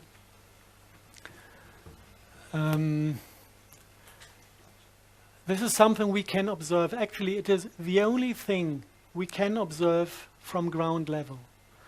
In the evening time, if you look at the sun, it's always hidden behind stripes. And if you look at the opposite side of the sky, it's completely clear and you can see the stars. But this is not out of the reason that they spray in front of the sun. It is out of the reason that the particles photoionize. As long as they have sunlight, they automatically spit electrons, get charged, and attract vapor from the surrounding air, and make clouds, or stripes, or whatever. And the moment the sun is gone on the night side of the evening sky, they lose charge, and the humidity goes back into vapor, and then you have a clear sky. So it's not that they spray only. The spraying, the particle plasma is everywhere at the same time. Right. But you can see it mainly in front of the sun, because over there it's still photoionized. Yeah. Of course, there are more agendas behind the spraying that are connected to the sun. They want to cut us off from sources of information, because development is always about taking in information. And there's a lot of information coming from outer space, from the central black hole in the galaxy. There's information coming from the sun. And of course, they want us not to develop. So it is a good idea to cut us off from this. Also, the nanoparticles accumulating in the soil are meant to cut us off from Mother Earth, because everything that might go through is absorbed in these layers. So there is something about them being afraid of, or them trying to cut us off, but it is not connected to the position of the sun in the sky. This is about photoionization. Right. And the other thing is, orgone. Why do they hate it? Orgone? Orgonite or orgone, yeah. Whenever you make any orgone, or you buy any, within a week of you having it, more chemtrailing over your house, the black helicopters arrive. Okay, this has to be something with... you need to look into the work of Wilhelm Reich to understand this. And Wilhelm Reich found a method to extract certain field structures, energy potentials from the sky. He said he's removing Dor to get the sky clean again. And this is a rather complex thing.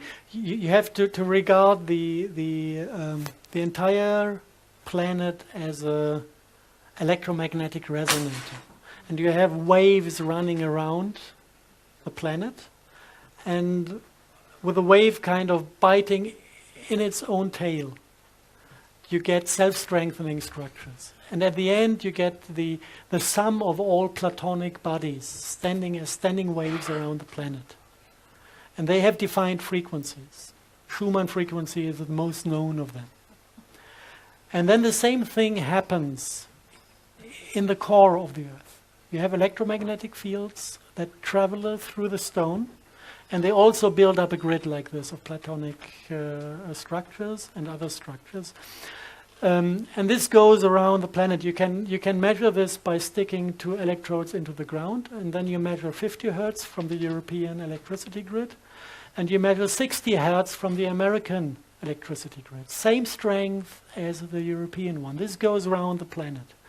And if you look at this structure, you can kind of ask yourself the question, are the sky and the earth in harmony with each other? Are they resonating on the same frequencies or not? And the thing is, if they resonate on the same frequency, then the two field structures can unite and print out scalar structures, scalar fields. This is what we call life force. Yeah. So life force on planet is dependent on the unification of two longitudinal waveforms that need to be in harmony. In former times, we had the trees with an antenna system to the air and an antenna system to the ground, keeping this resonance stable. Yeah? Then they started to cut down the rainforests, and then you come into this desert state. Desert state means no plants available, disconnection between the two systems, and then they start to play their individual frequency games. Do not reconnect at any point because there's no antenna system reconnecting them. And then you don't have the development of life force anymore. And then you deeply go into the desert status. So the entire technologies based on Wilhelm Reich are there to reconnect and to extract the wrong frequencies. And this is kind of giving us back the life force.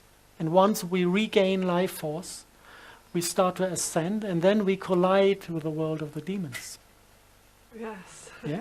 And they hate. Yeah. They And hate then they can't act from the hidden. People who are kind of have high vibrations, high amount of scalar potential accumulated within their system, they will shine. This is what you see when you have a holy man in front of yourself, and they will be able to see the archons. Because they're getting closer and closer to their realm. Yes. And this is something because their entire biology depends on being invisible. This is something they really, really fear. Okay? Yeah, okay, thank you. Anybody else want to ask questions? Okay. Could you tell us something about how the whole system of nuclear radiation fits into that? To ask this on the microphone. So can I ask a question? If you don't have the microphone, we can't hear you on the recording. Okay, I repeat the question. The question was how the concept of radioactivity fits into the Wilhelm Reich topic.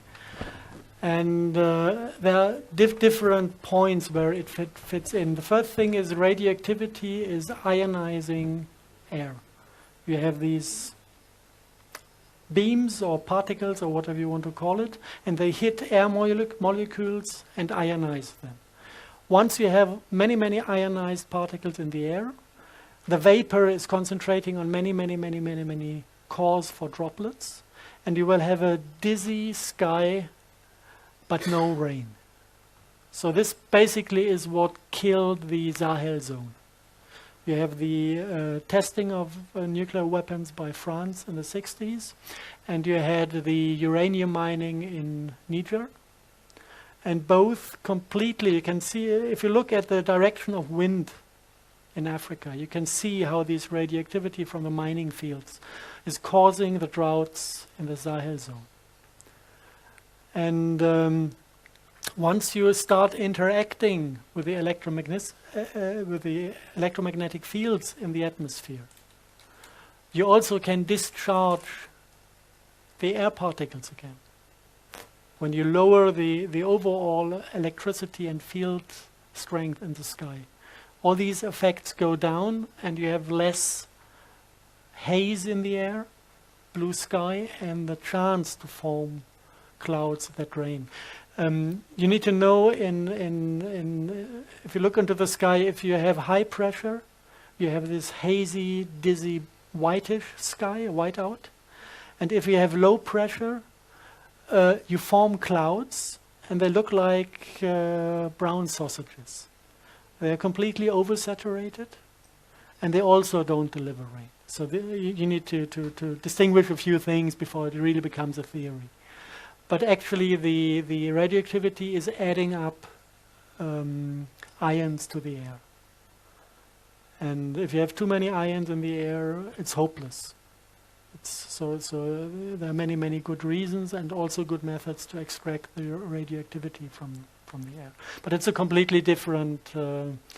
If you want to, I can make a basis 60-something or 70-something about desert greening in Africa.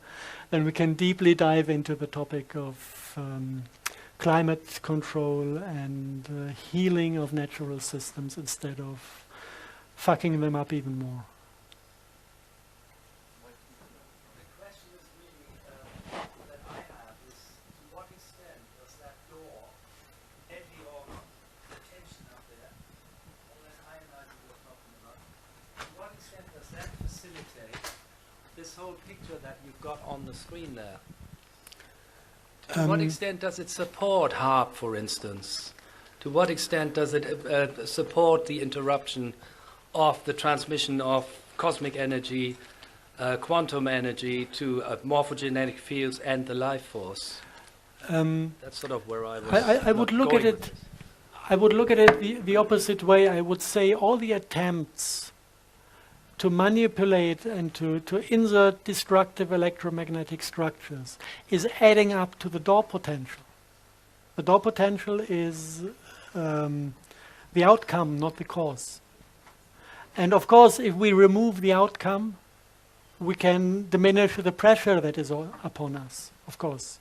And this is something they don't like because the entire chemtrailing is dependent on very precise calculations.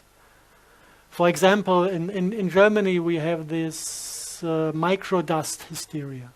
They're measuring microdust in every city, and they define that all the diesel vehicles need to stay outside of the big cities.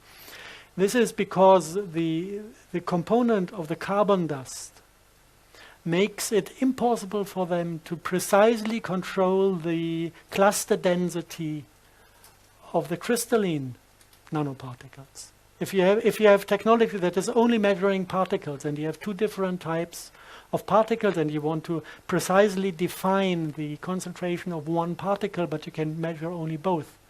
To make this function, you need to completely remove the carbon particles. This is why people are not allowed to drive in the inner city anymore with certain vehicles, because they need to measure and control this. So,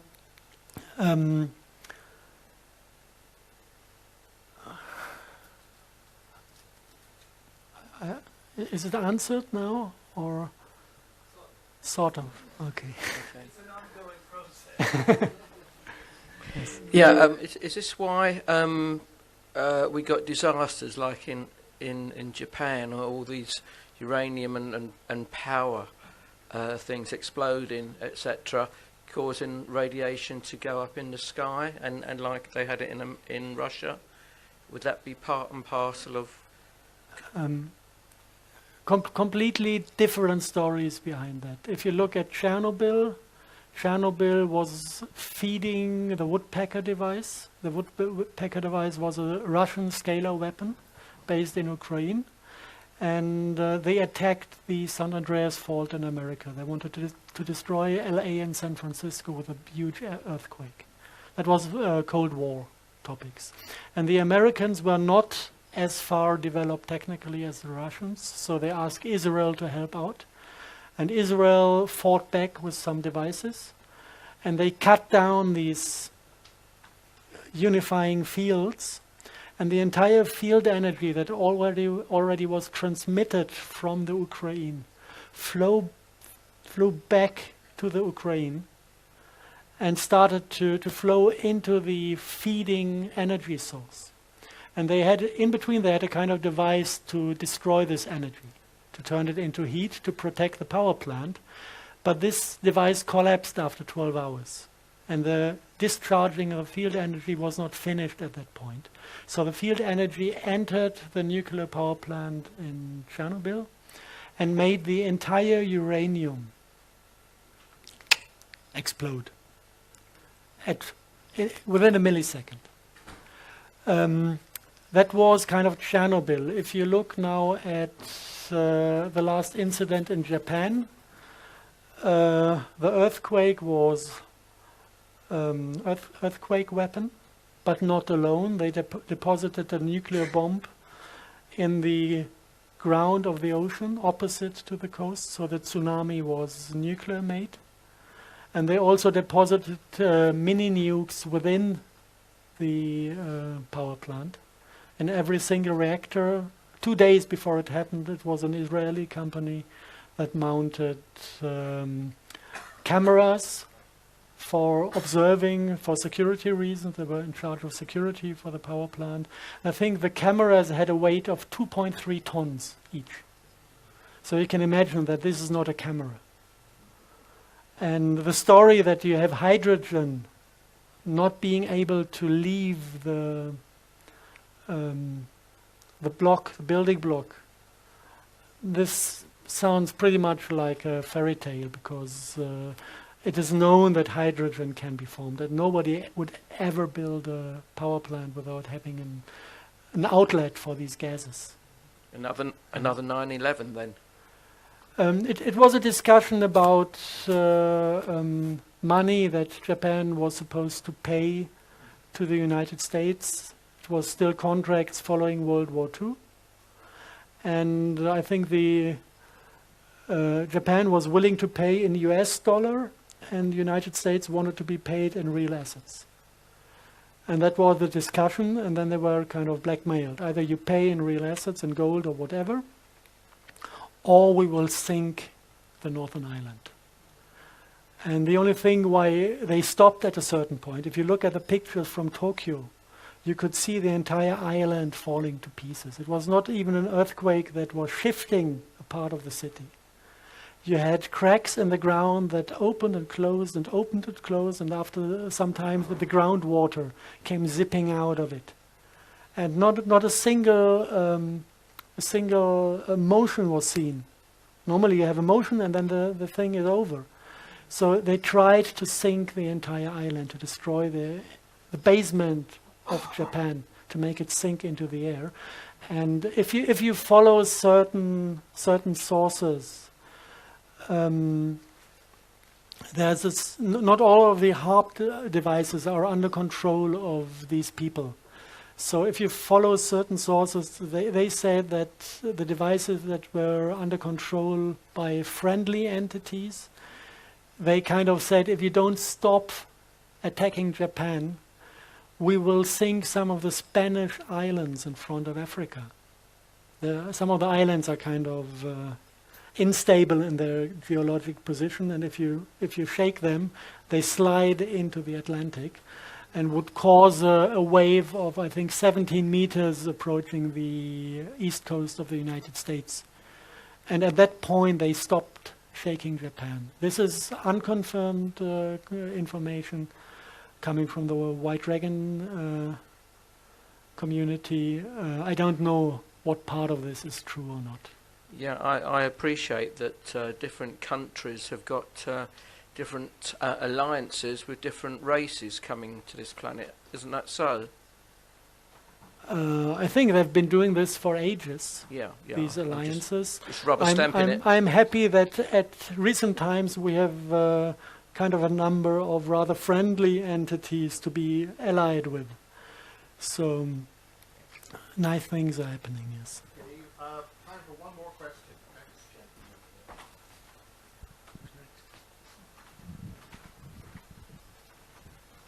Are there any positive uses for scalar wave technology, such as like radionics or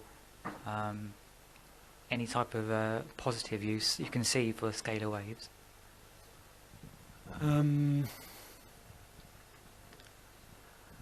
I've been working in the field of physics and advanced physics before I started with this topic. And we do transmutation out of water vortices. We can create oil out of water at costs where the device that is doing this, if you mass produce it at cheap costs, the cost of the device would be in after 4 hours of working. So you kind of invest 6,000 euros, and after 4 hours you have oil with a value of 6,000 euros. This is completely impossible to introduce into the economy we have. This is a game changer. The moment these technologies are out, we will stop using money. We'll stop having an idea in our mind that it is necessary to possess things. It's if you look at what we do now, it's what happened to the apes in this beautiful experiment. I love this story. I have to repeat it every time I'm on stage. They tried to teach apes to use money. It took 3 days. They knew how it works. After 3 weeks, the boys in the ape family started to steal and betray, and the girls started to prostitute themselves. And after 6 weeks, the biologists who run the project decided to stop the project because they could see the social patterns fall to bits and pieces, getting self-destructive and ugly. And then they decided to take the money away again. Big mistake. The apes were not willing to let go of this. They were beating the biologists up when they tried to get the money back. And this is gaming addiction. And every single human who is part of economy has fallen to this gaming addiction. And the core of this gaming addiction is scarcity. We think we don't have enough. This is why we grab as much as we can. This is what creates the idea of money and the idea to possess things. This is not nature.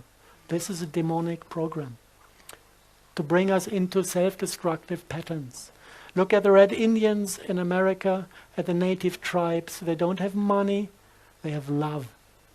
If they do something, they do it out of the original reason to do things. If we do something, we do it for cash. And we are so in scarcity that we do everything for cash. Look at the Hollywood productions. Look at the mercenary killing millions of people. Yeah, a job. Yeah. We have to do the job. The job. Yeah. This is where money brings us to. And the moment when you have these two options of transmuting every element you need and producing energy as much as you need, we enter a world of abundance. And this can only work if also the psychology of the scarcity is leaving. If we let go of this and start to trust the other cycle of, I know that there's enough of everybody. This is why I let go everything I don't need in this moment and share it with other people. And they gain trust in the thought that there really is enough for everybody. And this is also self-strengthening. And at the moment we are kind of diving through the hole of the needle, leaving one system, entering the other one. It's a process that is going to take place during the next 3 to 5 years. And when we are through, nothing is going to be the same on this planet. The ones who survive this are the ones who collect the spirit and swim in front of the wave. They're going to just dive through these transformations, survive, and come out on the other side as somebody who is living in abundance. And whoever is not willing to learn the lesson is going to choke himself in scarcity. And this is the quality of a disease. If you have a chronic disease, like this gaming addiction is a chronic disease, and you want to heal it, then you go into this acute phase where all the symptoms are multiplying in strength to make us realize that this is a disease, because somebody that has a chronic disease is not, the immune system is not realizing the disease anymore as what it is.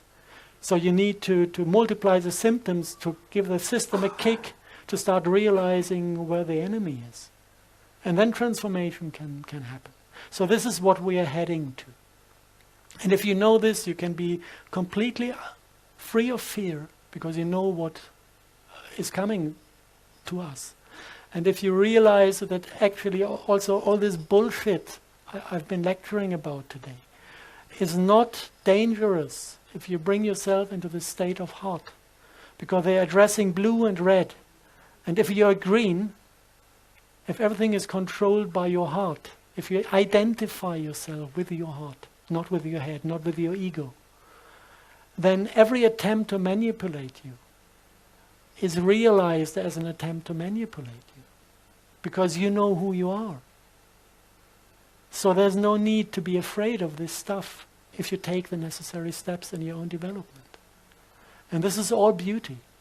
And this is free of fear. And this is time over. Okay. That's good.